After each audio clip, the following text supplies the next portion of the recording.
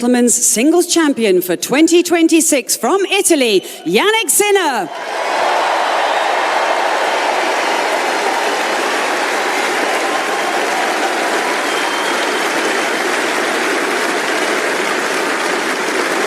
Centre court holds its breath.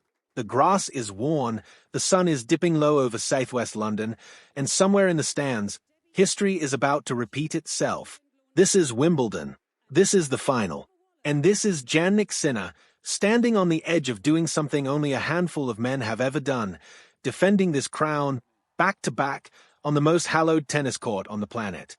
Across the net stands Alexander Zverev. Tall, powerful, hungry. A man who has chased a Grand Slam title for years, who has come agonizingly close before, and who now senses that this match, this moment, might be his last, best chance to finally break through. The crowd doesn't know it yet, but they are about to witness a war. The first set begins like a chess match wrapped in gunpowder. Every serve is a statement. Every rally stretches the nerves of everyone watching. Sinner, the top seed, the reigning champion, moves with that eerie calm he's become known for, controlled, mechanical, almost inhuman in his precision. But Zverev refuses to fold. He digs in. He fights for every point like a man who knows this could be the moment his career finally gets rewritten. The tiebreak arrives, and it's brutal. Back and forth, point after point, until finally Zverev claws it away, 9 points to 7. The German raises his fist. The crowd roars. And for one electric moment, it feels like the impossible is happening, the champion is cracking. But champions don't crack that easily. Sinner walks to his chair, towel over his head, and something shifts. When he returns for the second set, the calm is still there. But now there's an edge to it, a quiet, simmering intensity. This time, it's Sinner who claws his way back, dragging the set into another tiebreak. And this time, there is no mercy. 7 points to 2. The set is his. The match is level. And centre court senses it now. This is no longer just a tennis match. This is a battle of wills. The third set is where Sinner begins to take control. His shots get sharper. His movement gets faster. Zverev is still fighting, still finding brilliant winners, still refusing to give in. But slowly, point by point, game by game, you can feel the momentum tilting. Sinner takes the third set, 6 games to 3. One set from history. And then the fourth set arrives, the set that will decide everything. 2 years of dominance versus one man's desperate hunger for maiden Grand Slam. Every point feels like it weighs 1,000 pounds. The crowd is dead silent between rallies, then erupting after every winner. Zverev throws everything he has left at Sinner, booming serves, angled winners, sheer will. But Sinner doesn't blink. 6 games to 4. And with one final, clinical shot, it's over. Jannik Sinner falls to his knees on the grass of centre court. He has done it. Back-to-back Wimbledon champion. His 5th Grand Slam title. 24 years old, and already etching his name among the greats of the sport. The trophy is his. The glory is his. And so is the money. A staggering £3.6 million, the biggest winner's cheque in the tournament's history. For a moment, it looks like the perfect ending. The champion lifts the trophy above his head, the flashbulbs go off, the crowd sings his name. But behind the golden trophy, behind the champagne and the celebration, there's a far less glamorous opponent waiting for Sinner. One he cannot outrun, outplay, or outlast. Its name is Revenue and Customs, and it doesn't care about backhand winners or clutch tiebreaks. It only cares about percentages. Because here's the twist nobody claps for.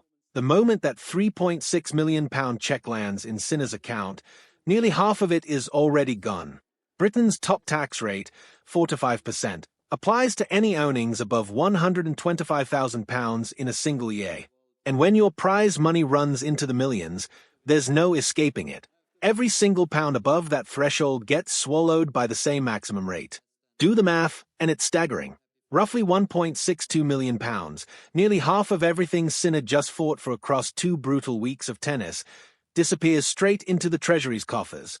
The trophy stays, the glory stays, but almost half the fortune, gone, before he's even left the grounds of the All England club. And it isn't just Sinner. Zverev, despite falling agonizingly short in that final, still walked away with £1.8 million for his runner-up finish. But the taxman doesn't discriminate between champions and challengers. The same 4 to 5% rate comes for him too.